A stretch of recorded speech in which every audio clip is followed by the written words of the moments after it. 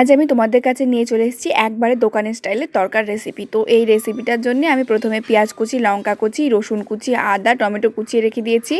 তার মধ্যে কড়াইয়ে আমি নিয়ে নিলাম কিছুটা মেথি পাতা, সেগুলোকে আমি ভালো করে গরম করে নেব। গরম করে একটা থালের মধ্যে নিয়ে রেখে দেবো। তারপরে ওই কড়াইয়ে সামান্য তেল দিয়ে নেব।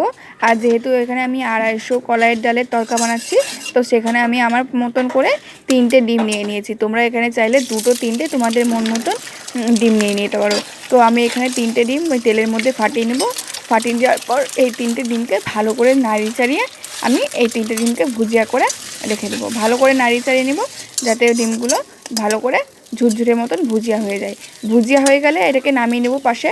তারপরে ওই কড়াইয়ের মধ্যে আমি তরকাটা করার জন্যে পরিমাণ মতন তেল দিয়ে নিব। আমি এখানে সর্ষের তেল ইউজ করছি, তোমরা চাইলে সাদা তেল ইউজ করতে পারো।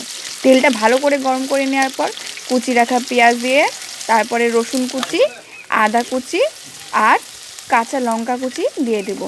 সবগুলো দেওয়া হয়ে গেলে একটু নাড়িয়ে চাড়িয়ে নেবো। ভালো মনে রাখবে বেশি ভাজা ভাজাও করবে না এইগুলো সবগুলো। তারপরেই সামান্য চিনি আর উপর দিয়ে কেটে রাখা টমেটোগুলোকেও দিয়ে দেবো। টমেটোটা দিয়ে দেওয়ার পর পরিমাণ মতন লবণ দিয়ে দেবো। লবণটা দেওয়া হয়ে গেলে ভালো করে নাড়িয়ে চাড়িয়ে নেবো। লবণটা দিলে টমেটোগুলো, রসুন, পেঁয়াজগুলো ভালো করে সিদ্ধ হয়ে যাবে। তারপরে আমি কালারের জন্য একটু কাশ্মীরি লঙ্কার গুঁড়ো ইউজ করছি এখানে, তাহলে কালারটা খুব সুন্দর হবে। কিন্তু এটাতে ঝাল বেশি হবে না, আমি এখানে ঝালের জন্য কাঁচা লঙ্কা ইউজ করেছি, কাঁচা লঙ্কা কুচি দিয়েছি।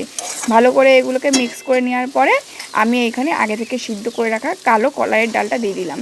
তো আমি এখানে কালো কলাইয়ের ডাল ইউজ করেছি, তোমরা এখানে সবুজ কলাইয়ের ডালও ইউজ করতে পারো। তো আমি এখানে তারপরে পরিমাণ মতন জল আর পরিমাণ মতন হলুদ দিয়ে নিয়েছি। জলটা দেওয়াটা দেখাতে পারিনি, ক্যামেরাটা অফ হয়ে গিয়েছিলো বলে। তারপরে জলটা দিয়ে দেওয়ার পর হলুদটা, জলটা সব একসাথে ভালো করে মিক্স করে নেওয়ার পরে এই তরকাটাকে ভালো করে ফুটতে দেবো। ভালো করে ফোটা হয়ে গেলে ওপর দিয়ে আমি আগে থেকে ভেজে রাখা ডিমের ভুজিয়াগুলো ছড়িয়ে দেবো। আর এখানে আমি তড়কা মশলা উপর দিয়ে ছড়িয়ে দেবো। তরকাটা কিন্তু বেশ পাতলাও হবে না, বেশ গাঢ়ও হবে না, দোকানের মতনই একটু হবে। তো দেখতে পাচ্ছ এখনও তরকাটা ফুটছে। আর নামানোর আগে তোমরা বুঝতে পারবে যখন কড়াইয়ের গায়ে হালকা হালকা তেল বেরিয়ে আসবে, তার মানে বুঝতে পারবে তরকাটা হয়ে গিয়েছে। আর এখানে আমি আগে থেকে ভেজে রাখা ওই মেথি পাতাগুলোকে হাতের মধ্যে ডলে গুঁড়ো করে দিয়ে দিলাম। এখানে কিন্তু অবশ্যই তরকার মধ্যে মেথি পাতাটা দিবে তোমরা, কারণ কি মেথি পাতাটাই মেন, তরকার যে মেন গন্ধটা বেড়ায় সেটাই মেথি পাতার জন্যই বেড়ায়। তো এরকম মেথি পাতাটা দিয়ে আবার কিছুক্ষণ ফুটিয়ে নেবে। আর তোমাদের যদি আমার এই ভিডিওটা ভালো লাগে, তো এই রেসিপিটা ভালো লাগে, অবশ্যই আমাকে কমেন্ট করে জানাবে। আর আমার কাছ থেকে ভালো ভালো রেসিপি পেতে তোমরা আমার পাশে থেকো। এইভাবেই ভালো করে তরকাটা হয়ে গিয়েছে, দেখতে পাচ্ছ, নামিয়ে দেবো।